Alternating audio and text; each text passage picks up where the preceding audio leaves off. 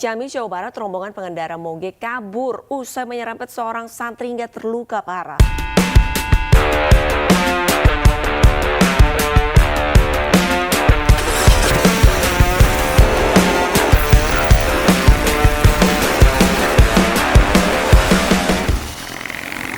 Motoran, hobi moge, terus lagi bikin klub motor gitu. Anak baik. Nah, gimana Abang menanggapi kejadian-kejadian yang belakangan ini marak, terutama di daerah Cianjur gitu ya? Apa itu? Jadi ada geng motor yang kerap meresahkan masyarakat karena mereka terlihat malam-malam bawa parang, terus ngerusuhin warga, sampai akhirnya Kapolres Cianjur memerintahkan untuk menembak di tempat geng motor ini. Gitu. Ya. Kalau menurut gua, kalau tingkahnya sudah begitu gitu ya, sudah tingkahnya bawa parang, bawa senjata gitu ya. Menurut gua tidak layak nama geng motor itu disematkan ke orang-orang ini. Oh gitu? Iya dong. Jadi karena kalau menurut gua lebih cocok itu berandal, preman, bajingan. Itulah dia. Nggak ada geng motor. Gitu? Iya, kan nggak ada geng motor tuh bawa-bawa senjata. Gue selama ini bawa motor nggak ada bawa senjata. Kita bersih kan begitu. Kita sama sekali nggak ada yang begitu, dan kita sangat menjaga yang namanya safety riding, ya kan? Kita pakai helm di jalan, lampu merah ya berhenti, nggak mengganggu orang, knalpot juga nggak ngawur gitu ya. Memang karena suara bawaan motor aja yang memang gede kan gitu ya.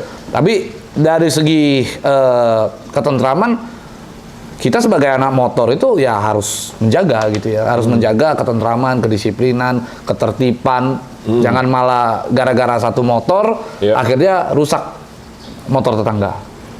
Gitu kan sih? Kan itu kan?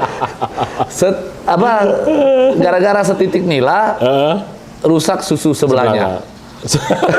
Sebelanga. Oh, sebelanga. Oke, bukan sebelahnya ya. Bukan. Jadi menurut gua kalau mereka itu disebut geng motor nggak pantas, nggak layak begitu ya. Dan gue setuju kalau memang dari kepolisian Kapolres Cianjur katakan bahwa kalau ketemu tembak di tempat, ya setuju aja kalau memang secara hukum itu diperbolehkan. Tapi kan menurut gue tidak segampang itu. Artinya Kapolres Cianjur kalau dia mau tembak pun dia harus lihat dulu potensinya ini mengancam. Apakah sudah ada perlawanan, adakah tindak pidana yang sudah dia lakukan? Kalaupun sudah ada tindak pidana yang dia lakukan, dia ada perlawanan nggak kepada petugas? Kalau mengancam keselamatan petugas, ya layak untuk ditembak. Tapi kalau enggak, ya mana boleh. Tapi kalau dia terbukti bawa sajam, terus bawa pedang, itu kan berarti mengancam kehidupan masyarakat sekitar. Dia bawa sajam. Lalu polisi katakan, kalau letakkan senjata kau, dia letakkan. Ya sudah. Kenapa harus ditembak di tempat? Kalau dia tetap bersikeras baru bisa ditembak. Ya kalau dia bersikeras nggak mau, tetap melawan, itu bisa dilakukan tindakan yang tegas dan terukur namanya. Jadi dilakukan penembakan, bisa tembak kakinya, atau tembak tangannya, atau bahkan mungkin kalau istilah kepolisian itu 810 tuh. Apa tuh? Ya tembak sampai menghilangkan nyawanya. Kalau keadaan anggota itu terancam ya.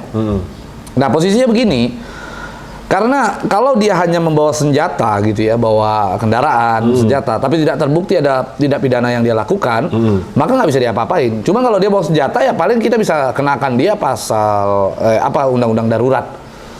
Ya kan, undang-undang darurat karena menggunakan senjata tanpa izin gitu, membawa senjata tanpa izin. Itu aja. Gitu. Jadi walaupun dia sudah menyerang masyarakat, terus merusak kendaraan. Kalau dia menyerang masyarakat ya wajib ditindak.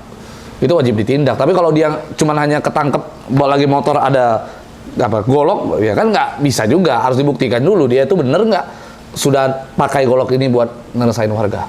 Nah gitu. Meskipun dia nggak meresahkan warga dengan golok ini, dia tidak bacok orang, dia tidak apa-apa. Nggak mesti untuk ditembak langsung. Kalau mau ditindak bisa ambil undang-undang daruratnya. Ketangkepan dia pakai golok, bawa ke kantor. Proses. Dia pegang senjata tajam tanpa izin. Gitu. Nah, kalau misalnya hari ini dia masuk beritanya itu adalah dia sudah menyerang warga nih. Iya. Terus tapi baru ketangkepnya 3 hari kemudian. Iya. Itu boleh ditembak? Kalau dia ngelawan. Tetap harus nunggu dia ngelawan. Bukan ngelihat terus langsung tembak. Enggak bisa begitu. Kalau mau ngelihat langsung tembak itu koboi sekali itu polisi di Texas itu kali yang melakukan itu. Oke. Ya kan kita kan tetap menjaga ada apa namanya? Ada tata tertib lah yang harus dilakukan secara etis apa tidak etis untuk dilakukan oleh seorang anggota kepolisian gitu. Bahkan nih polisi punya senjata nih, dia pegang senjata. Lu udah dihadap-hadapan sama dia, lu pegang senjata. Sebelum ada ancaman yang benar-benar, ini senjata nggak boleh gua todongin begini loh. Oh. Senjata tuh harus gua tetap todong ke bawah gitu. Harus gua arahkan ke bawah. Untuk gua minta lu kooperatif. Jadi pada saat kita meminta seorang anggota polisi meminta seseorang tersangka atau apapun lah itu ya terduga untuk kooperatif, nggak boleh senjata itu ditodong seperti ini. Apalagi ditembak. Iya. Dia harus arahkan ke bawah. Letakkan senjatamu, putar badan. Gitu. Itu dulu. Itu apa namanya? Protapnya itu. Gitu. Kecuali dia sudah melawan. Begitu dia melawan, arahkan, boleh. Nah, kalau sekarang ngomongin kayak abang, punya klub motor gitu. Ya. Apa sih tujuannya bikin klub motor itu? Apakah cuma mewadahi sesama penghobi motor? Atau gimana nih bang? Gini, kalau gue kan punya klub motor tuh karena memang gue hobi motor. Oke. Tapi gabut nggak sih lu kalau sendiri motoran gitu keliling-keliling, nggak ada temennya, nggak ada kawan buat ngobrol-ngobrol soal motor, kan pasti gabut lah. Nah tujuan adanya klub motor atau biasa bahasa gaul disebut geng motor itu adalah ketika kita jalan tuh bisa bareng-bareng. Bisa bareng-bareng, nongkrong bareng, ngobrol bareng, curhat juga. Itu kayaknya lebih tertanam rasa kekeluargaan kan. Jadi kita mau ngobrol banyak hal juga bisa. Dan kita di klub motor itu kalau duduk ngobrol bukan hanya sebatas ngobrolin motor. Kadang-kadang banyak solusi-solusi yang kalau kita punya masalah di rumah atau di kerjaan gitu ya, kita dapetinnya itu justru di klub motor. Sering ada masukan-masukan yang unik-unik lah. Gitu. Tapi kenapa kalau udah mulai ngegeng nih, konotasinya geng gitu negatif gitu bang?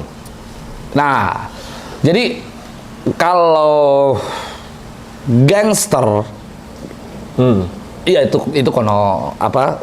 negatif lah ya. Secara konotasi kita menganggap bahwa gangster itu adalah sesuatu hal yang menyeramkan, kriminal gitu. Tapi sebenarnya geng itu adalah sekelompok orang yang melakukan satu perbuatan bersama-sama. Nah itu makna daripada geng kan. Ya kalau kita katakan kita geng motor selama kita melakukan kegiatan yang positif-positif aja ya nggak ada jauh bedanya dengan klub. Ya, cuman geng motor itu biasanya kalau kita bahasanya geng ya, geng itu tidak terstruktural. Ngerti ya? Kalau klub terstruktur. Ada ketuanya, ada ini, ada sekretaris ya, ada. Kalau geng nggak ada, dia biasa tuh kalau geng tuh bosnya satu, udah sisanya semua anak buah. Nurut tuh. Ya, nurut. Nurut. Ya. Jungkir balik gitu. Itu hal-hal yang menurut gua kalau motor ya mau ngeklub ya ngeklub, mau ngegeng ya ngegeng silahkan. Asal positif, ya kan. Jangan ngawur juga gitu. Ya bawa motor ugal-ugalan. Gua ya meskipun kita bawanya moge ya, di klub gua tuh sangat menjaga sekali yang namanya tata tertib berkendara. Sopan santun berkendara. Gitu. Contohnya? Contohnya kita kalau mau motong jalan, mau nyalip ya kita lihat dulu dari jauh kira-kira di depan ada mobil apa enggak main asal-asal nyalip kan begitu. Lalu kalau kita bisa nyalip, lalu teman kita di belakang bisa enggak, jangan kita lewat dia nggak lewat. Tuh ada soalnya teman gue tuh rada-rada tuh begitu tuh. Nah terus itu harus bisa tuh begitu. Lalu selain itu kita pada saat lewat kita harus ucapkan terima kasih dengan klakson atau ngacungkan jari untuk menunjukkan ya itu sopan santun. Siap. Menjaga jarak dengan kendaraan-kendaraan yang besar. Kayak misalnya ada truk lewat. Jangan cosokan kita nggak kelihatan depan mau main salip-salip aja. Itu truk itu bukan kaleng-kaleng. Truk sekali kita kesentuh nama dia bukan mental. Habis lah. Begitu kita kesentuh kayak kesedot tuh. Masuk kita langsung kegerek langsung masuk kolong meja. Udah pasti itu. Karena bodinya itu besar. Gitu. Maka bawa motor tuh hati-hati gitu. Dan motor-motor kecil juga banyak yang sirik Iya. sama moge. Ini kan ya, sebenarnya hal kayak gitu kan nggak perlu disirikin. Gitu. Betul. Anak-anak yang bawa moge ini juga banyak keresahannya kok. Iyalah, kita bawa moge ini. Keresahan nggak punya pacar. Iya bukan, kita bawa moge ini jalan ya. Kita nggak seluas anak-anak istilahnya motor-motor kecil untuk nyalip. Oke. Satu. Yang kedua, macet kalau terlalu parah, panasnya minta ampun. Nah, itu yang jadi pertanyaan, Bang. Kenapa misalnya nggak, walaupun nggak semua ya, kalau udah pakai patwal, Ya, terus banyak nih rombongannya gitu, ya. kenapa harus nggak berhenti di lampu merah? Kadang ada yang harus minta dispesialkan lah, yang tadinya merah harus hijau lewat gitu. Oh, setahu gua nih ya, ketika patwal sudah berada di depan, dia lihat ada urgensi nggak gitu loh. Kalau ada urgensi untuk segera mencapai ke titik yang ditetapkan untuk mengejar waktu, ada hal-hal atau acara penting dan sebagainya sehingga menggunakan patwal, maka itu dianggap wajar. Dan polisi sekitar pun boleh membantu. Meskipun dia ngiringin moge. Tapi dengar-dengar dari beberapa polda itu telah menetapkan anggota tidak boleh kawal moge. Ada. Jadi sudah ada beberapa polda yang menerapkan seperti itu. Tapi selama gua jalan, kita pakai patwal, selalu gua pesan lampu merah berhenti. Kita tidak kejar waktu. Gua selalu sampaikan itu. Siap. Karena kita nggak buru-buru juga kan. Gua juga pengennya nyantai kan. Ngapain kita di jalan kenceng-kenceng gitu. Oke, Bang, balik lagi soal moge. Nah, sempat waktu itu ada permintaan kalau moge ini kan cc-nya besar, Ya. larinya kencang lah Ya, gitu. Terus kalau kena panas, mesinnya overheat gitu ya. Ya. Nah, dia minta moge ini diperbolehkan untuk masuk tol gitu. Gimana tuh, Bang? Nah, masuk tol yang gimana dulu? Kalau dibuatkan jalur khusus di tol, gue setuju. Jadi kayak misalnya di Bali, ya kan? Dia ada satu jalur khusus untuk motor. Suramadu juga. Iya, dan itu semua motor bukan hanya moge ya, motor apapun boleh masuk, itu silakan. Itu menurut gua it's okay. Oke. Tapi kalau kita motor bener-bener moge masuk ke tol bergabung dengan mobil, gua sama sekali nggak setuju. Kenapa?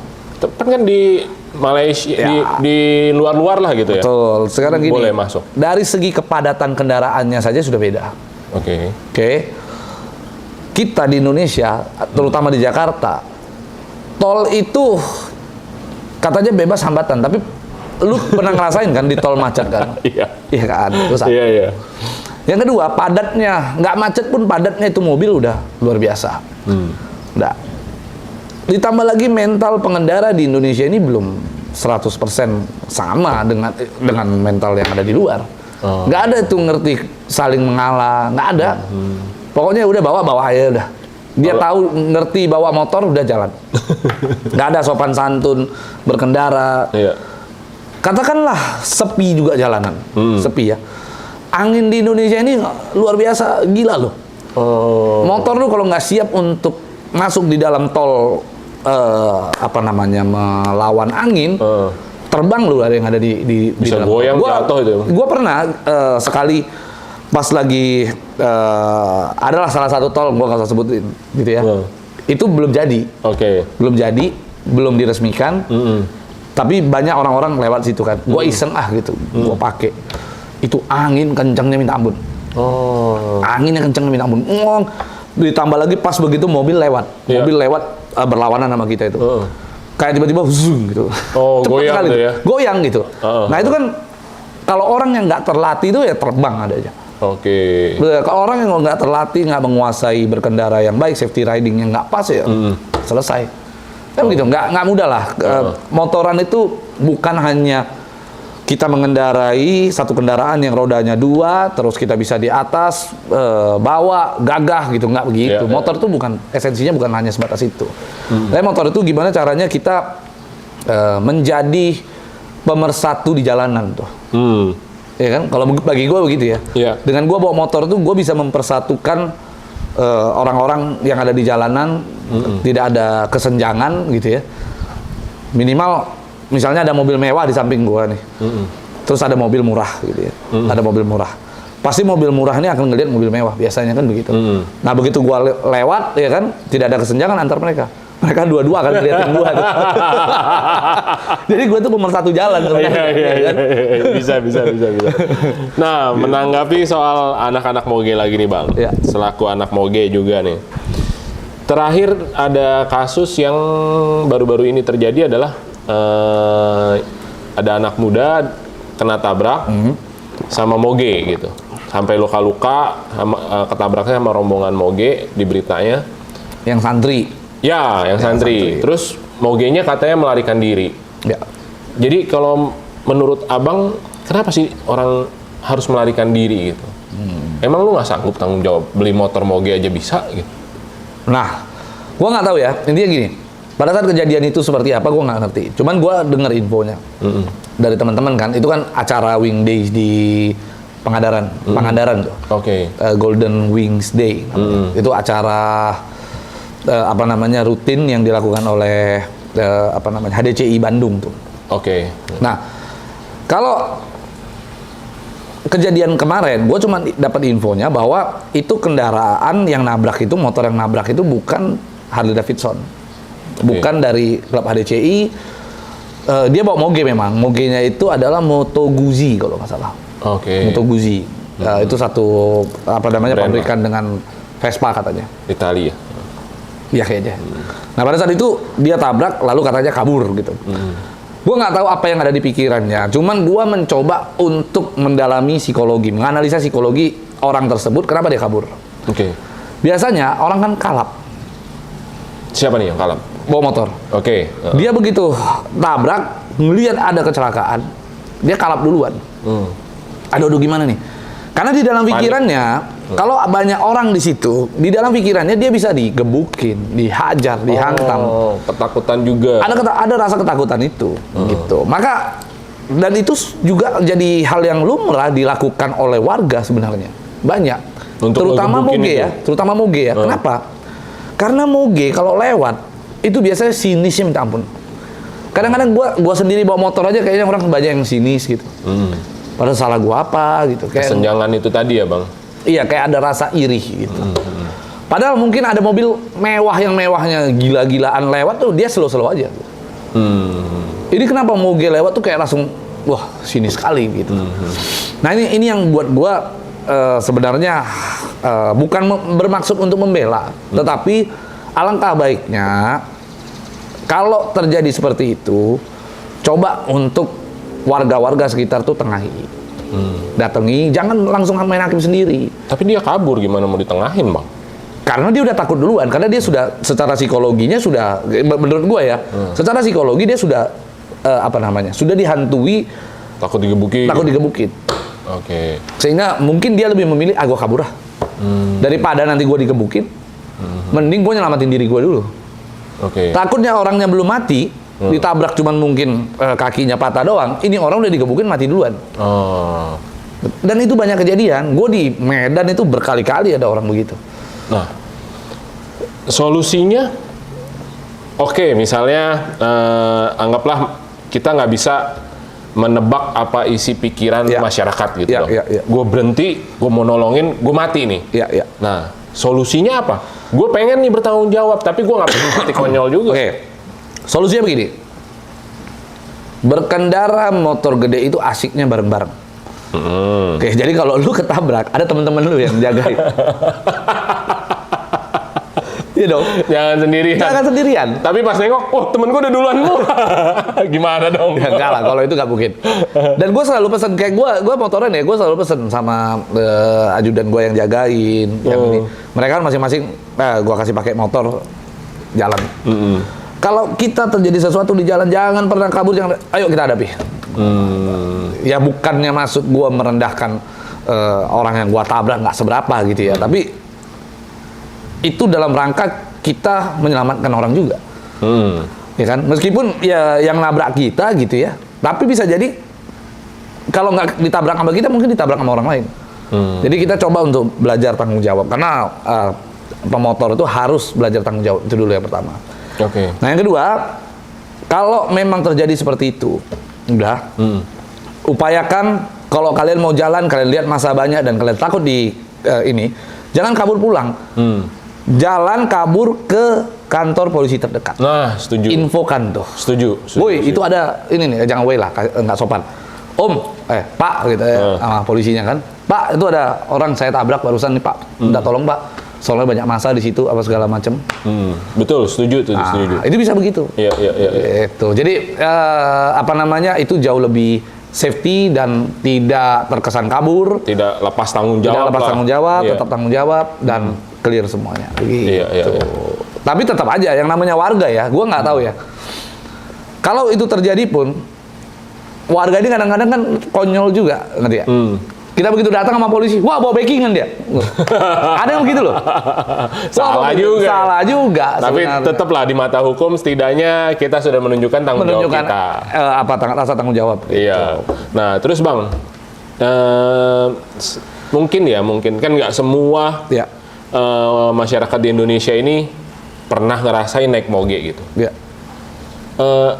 Ada nggak sih kendala yang Abang rasakan dan teman-teman moge yang istilahnya emang moge ini motornya gede gitu, nyelip susah, Ya. terus atau ngerem juga nggak semudah kayak motor matic gitu. Ya. Dan kenceng kita nggak bermaksud kenceng melanggar batas kecepatan gitu ya. Mungkin emang kita butuh kenceng karena mesin-mesinnya nih panas gitu. Nah, itu kan sebenarnya udah terjawab semua. Jadi, bener kan? Itu udah terjawab semua. Sekarang gini, kalau kita bicara kendala adalah motor-motor kecil, kendaraan-kendaraan lain sih sebenarnya. Kalau gua bukan bermaksud kita itu dispesialkan, enggak. Tapi kadang-kadang nih, motor-motor kecil, contoh lah di depan kita ini ada mobil, kita mau nyalip, mau masuk, udah jelas kepala kita masuk. Dia ini motor kecil ini sengaja ngalingin. Nggak mau kalah. Dia mau masuk. Kalau gua ketemu kayak gitu, jujur aja ya, di dalam hati gua tuh emosinya sangat gejolak sekali. Iya. Pengen gua tendang pidana, ya kan? Sebenarnya pengen gua maki-maki, malah nanti ribut jadi rame gitu. Tapi orang begitu harus dikasih pelajaran. Menurut gua, kenapa? Dia harusnya sadar, kepala gua kalau sudah masuk ke situ, kita ini motor bukan motor kecil, ini motor gede, cc-nya gede, panasnya minta ampun, gitu loh. Udah dalam keadaan panas begitu, ini bisa overheat, bisa ngerusak motor, kalau macet kepanjangan, banyak hal lah gitu ya. Nah sementara motor ini, apalah salahnya kita dibiarkan lewat dulu, baru dia menyalip, baru dia ikut nanti salip dari depan.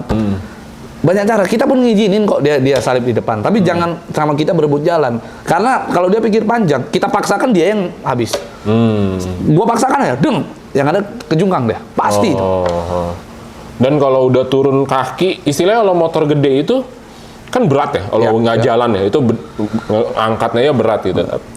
Walaupun udah jalan enteng gitu, tapi kalau misalnya sampai harus berhenti di kemacetan tuh, nahannya setengah mati ya Bang? Ya pastilah, makanya gue selalu ingetin motor-motor kecil tuh jangan anggap sepele gitu ya. Wah ini mentang-mentang bawa moge nggak apa-apa, dia bawa motor kecil deket-deket kita salip-salip gitu. Hati-hati.